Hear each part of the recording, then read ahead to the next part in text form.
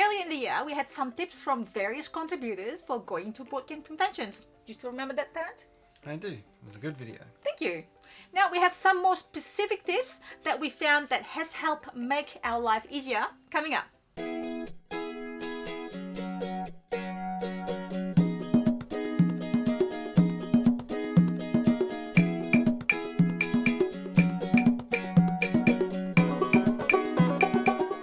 Hi everyone, hope you're well. It's Stella. And Tarrant here from Meeple University.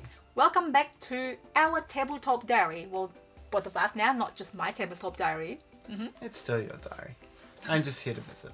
We haven't been doing a lot of the conventional vlog styles recently. We've been bringing you Stella's new series on tips from designers and publishers on their games. My fault, yeah. Hopefully that has helped you guys in playing the games, beginner and advanced tips from the publishers and designers. So I'll put the link in the description below as well if you want to check it out. I have Terraforming Mars, Spirit Island, Architect of the West Kingdom, Architects of the West Kingdom. Almost got that wrong. Sierra West, Food Chain Magnate, and its new expansion, Wingspan, Gizmos, Everdell, Tapestry, Nemo's War, Coloma, Trismegisters, Squad Heroes, Teotihuacan, Blackout Hong Kong, Maracaibo. Oh wait, I haven't actually published Maracaibo yet by Alexander Fisher, so that is coming. I also have Gloomhaven coming too, all again from the actual designers and publishers. So with this vlog, me and Tarrant has been going to a few conventions lately. What are they so far that we've been? Origins. So I've been to Origins. Yeah. And then you've since been to GenCon and Essen. GenCon, Essen, and Pax Unplugged coming really soon. Yeah, so Stella will be at Pax Unplugged. I'll be at work. Yeah, unfortunately, due to work commitment. Boo. That's okay. Next time. So hopefully I'll see you there too if you are going to PAX Unplugged. Anyway, I have slowly gathered these tips throughout the year and I want to share this with you guys. Would you like to start with number one? So what we found at Origins in particular was the value of a big box and some rope and packing tape. So we acquired a lot of games there and found it was easier to ship them back home in boxes as excess luggage. Yeah, it's so lighter.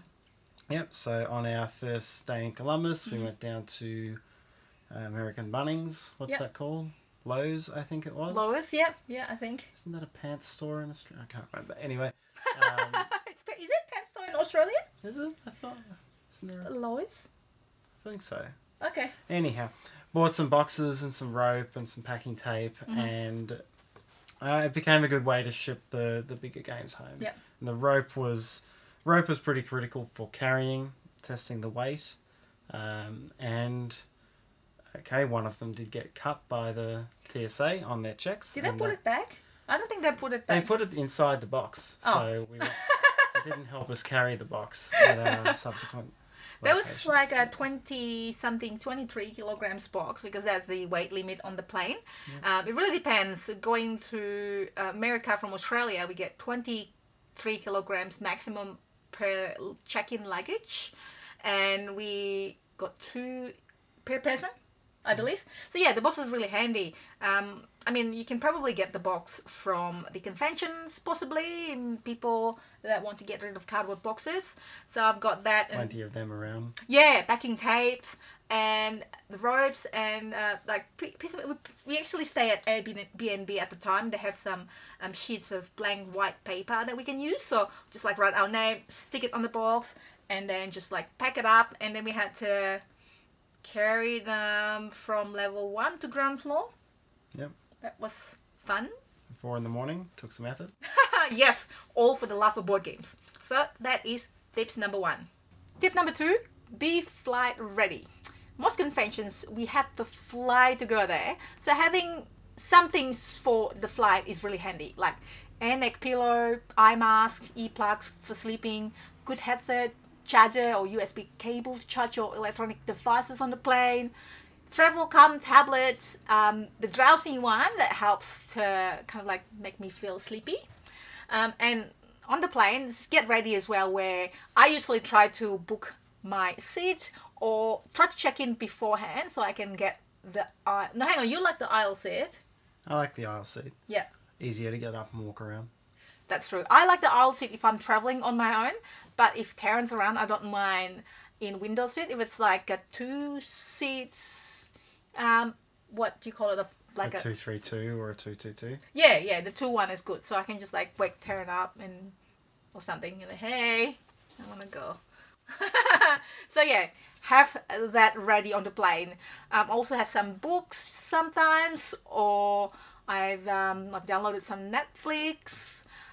They usually expires after a few days of downloading, so just be careful on that. And there's one thing which is the the earplug. I mentioned it, which is really handy for sleeping. If there are kids crying in the background, obviously that happens a lot usually on the plane, so that's really handy. Number 3, battery charger and its cables or extra batteries for phones, cameras, iPad, etc. So it's so handy to have that extra ones that you can charge everything before you go or when you get back at the hotel. I also have PowerPoint, or I used to have Australian PowerPoint. Now I just have converter from Australia to wherever I'm going, and now I have the USB charger, so just like one big USB charger, and then plug everything, all the cables in there just by USB, so it's lighter, less for space as well, and I can charge your phones as well. You only have one phone, right, usually? Yeah. Why would I need two? No, I mean, like, I've got my phone, your phone, and then I've got like my camera, my whatever it is that I've got, gimbal maybe, or extra camera batteries that I need to charge. Oh, the portable phone charger is so good, so I swear by it. Like, seriously, buy one if you don't have one already. Number 4, small portable luggage scale, preferably not the digital one. I always scared if it's ever out of batteries, then I have to find battery replacement. So Tarrant mentioned earlier about the rope on the cardboard box. That's the one that we use to hang it to the digital luggage scale. I think that's been so handy because we're trying to maximize all of our board games, trying to meet as close as possible to the maximum weight when we fly them back. Yep, making sure, of course, to punch out all the games. Oh, yes. Because that doesn't waste valuable weight on the punch board. I wonder how much do we actually save by punching out all the cardboards.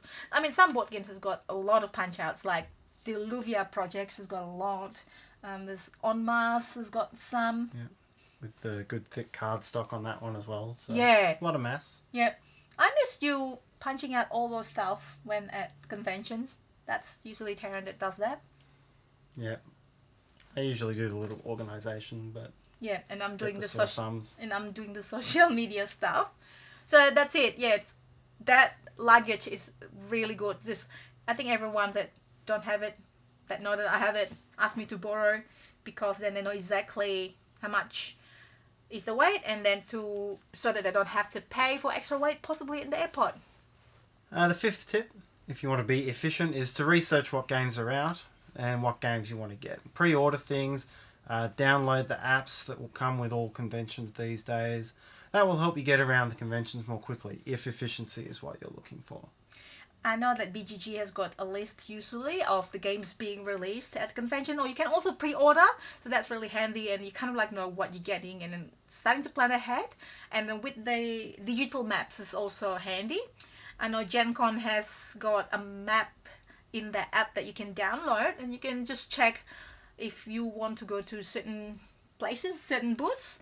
Essen, I found Essen doesn't really have anything that's really handy, but there is an app that is really handy that you can download everything. Someone actually made it themselves, and you can download.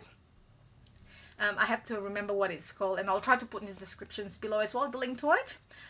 And yeah, I basically pre-planning and then know what you're getting, and then it's always like, oh, I want to get this and this, but then when you get there, like, oh no, actually I want to also get this and this, this and this and this, and Tarrant be like, that's a lot of games. And of course, that's only if you want to be efficient. Yeah.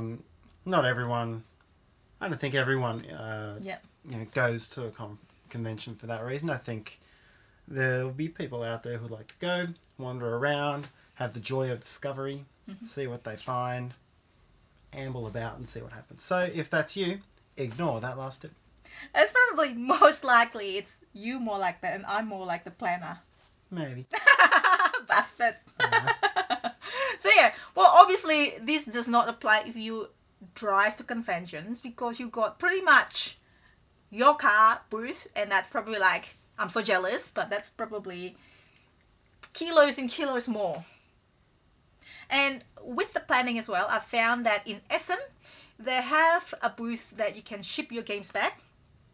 Now, this is not too much. It's I think for 30 kilograms, it's 230 euro for 30 up to 30 kilograms. But I found the post office charged you 100 euro. This is in 2019. 100 euro for up to 20 kilograms. So that's not too bad, but you have to remember you have to bring all of your games in the box ready to be shipped to the post office and not in the convenience of having it right there in the convention itself. While in America, to Australia, it is a little bit hard and they don't actually ship to Australia on the places that, the booth that they have there to ship games back home. So, but you can just pay extra money on the flight to get extra luggage checked in. And that was like about $200 for 1 times 23 kilograms. I think the next tip that we found is bringing a suitcase on wheels into the convention itself. When moving a lot of board games around, whether that's to play or to purchase, and then in our case, of course, bringing equipment around for photographs and filming and so forth, having the suitcase on wheels it's kind of indispensable. Yeah. I've tried a few different ways as well. Well, obviously, if you're with me, I'll be like, hey, Tarrant, can you please carry it? But I won't because it'll be so heavy and you'll be so tired so easily. Yep. It's a long day already. I know. So I found that I tried a different one. The small suitcase, the checked-in luggage one, that's not enough. So it's enough for the equipment, but then once you start getting board games, then nah. And I've got a portable expandable duffel bag. So it's like a duffel bag with wheels, and that's a little bit it's soft duffel bag, so it's a little bit hard to move around. So that didn't work, and it's so loud when you carry them. So the big checked-in luggage is the best way to go. But I'll be like taking all my stuff out of the luggage and then put it in the hotel and then carrying it. But I guess that's the best way to carry everything. So I find that's the most efficient way. How did you find it at GenCon in Essen? Because I've only been to PAX Australia and Origins. Yep. Those other two are much busier, right? There's a lot more people around. Oh my God, yes. So how do you go carrying the big case around when there's that many people trying not to get in the way? Good question.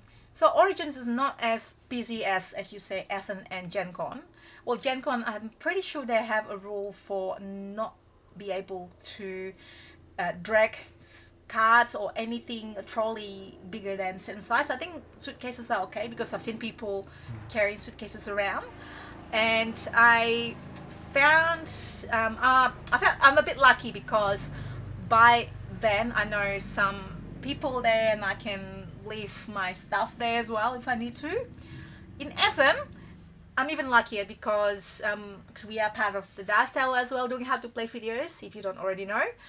They have 2 booths, and one is actually the storage space. So all the Dice Tower people, contributors and everybody, Tom let us put all our board games there. So I'll be like making stop there, chuck the board games. I don't even have to carry suitcases sometimes. I just chuck everything there and then come back out again. That is really handy. That was in hall 4. That's kind of like in the middle of the other aisle. So that's really good. So that's how I found compared to Origin. Origin's just easier, but then GenCon, it's really hard to kind of like drag your suitcases around, but it is possible, and in my case, I'm gonna have to. And Essen, the same scenario. It's just a little bit harder, but I'm gonna have to do it.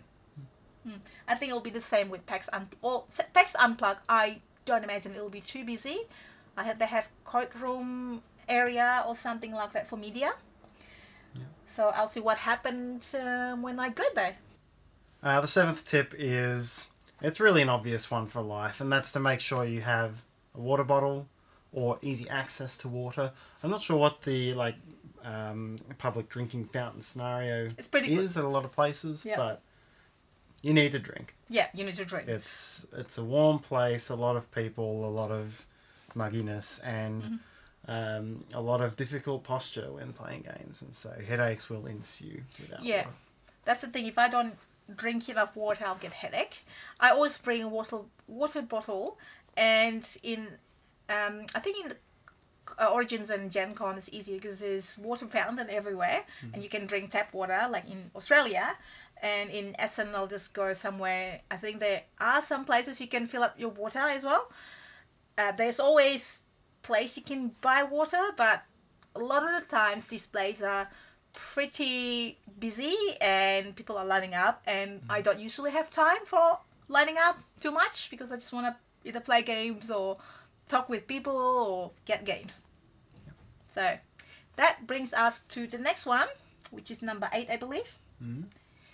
If you drink enough water, this is like, don't take it the wrong way. If you drink enough water, then you would want to go to the toilet, right? Then you wash your hands. So that is the next tip. Wash your hands often. Because it's a big place, people unintentionally bring things to it. You know, you can bring hand sanitizer, which is handy, but wash your hands often as well. That's what I do. I also have hand moisturizer after that every time I wash, so it doesn't get dry. I mean, just being, a little bit carefully. And I think that's quite important. You don't want to get the con crud. I think that's just a term for just fever you get from conventions. Yeah, anytime you get a lot of people in a close area, it can always happen. Yep. The ninth one is food. What do you do about food? Typically, at conventions, we will buy food in the morning or prepare it in the morning. Maybe heat it up, even if it's only warm when we get to it. It's still good. It's still safe, and that generally serves most of our meals. I think you've always got the markup at a convention because you've always got the captive audience, and yeah, if you don't want to eat haute cuisine, we will generally always bring food. Yeah, we try to bring the food that's, I would say it's not like fully meat where it go off after a while in a warm backpack. At least, or the very least, you can bring snacks until you get to food. I know that coming to PAX Unplugged, which is in Philadelphia, people say the food there are amazing. So I don't know about that. Well, I will still bring snacks. So if I'm like hungry and I don't know, I'll try to go to the food places maybe not around lunchtime, so like before or after or something like that. So just try to avoid the crowd, because again, I don't really like lining up for food. If I see like food, like people lining up for too long, I'll be like, no, I'll just get back later, and I've got the snacks anyway, so I'm just sit down and then eat my snacks and it'll be okay until later or until dinner. To be honest, I have time where I actually skip food. I wasn't too hungry. I was running around everywhere, and I've got appointments everywhere. As usual, putting to many appointments. So having snack is really good. So you do need to eat something. Same reason as drinking. If you forget to eat, you'll feel it at the end of the day. I know, but drinking is definitely a must for me. Otherwise, I'll feel really headache. Yeah.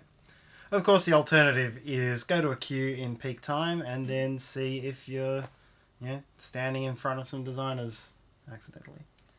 That's happened. So, I remember that was such a coincidence. That was at Origins. At Origins in the ice cream queue. In the ice cream queue. And we're standing in front of a couple of guys, and they recognized us from either Meeple University or Board Game Breakfast, Stella. And then it's like, hey, I know you guys.